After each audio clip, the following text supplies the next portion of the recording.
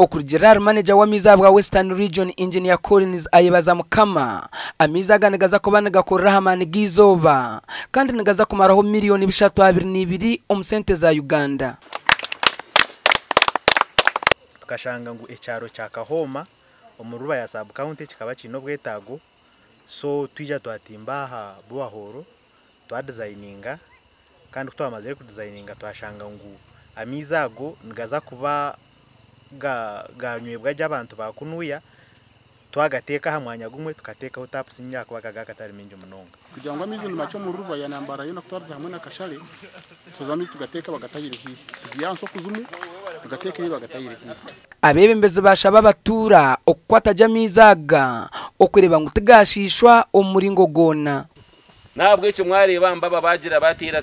bakagenda utakateka teko tukasaka barakaragaha ndiza kutegereza aragishara abana tugambira ibintu bakureta gani weni ngabasa butarija mwena garabe gizire murebe kago babaretera mwagakwata kurungi nano muntu kuremesa umuhanda yagezaho ngo kwenda kuremesa umuhanda gukombeka purogyekiti kandi ubwo ntwija tumukwata mukashekake abo kwa noriyo no tegano sachi programu za government mwene nko kwemburire tafayona kwa kuba hino wayine mweshigenderwa cyo kwenda kuremesa project twantu mushaba ngo wajunuye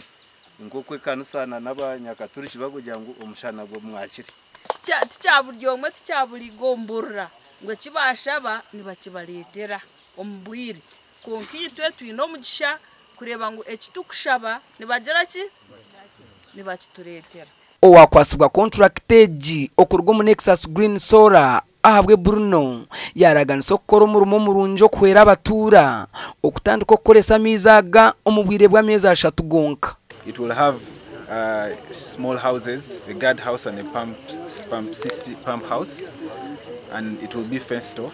together with solar panels inside. Kashari nugumo myanya ya Mbarara district erukira kuteganisibwe kizubu cyamizi kandi kinchiteganisa amakaminji omwishazeri. The project neza kuba ne savinga abantu bo mparishe yemwe akwamiza gutwafundaha neritaze 12 burusha timizi mingi.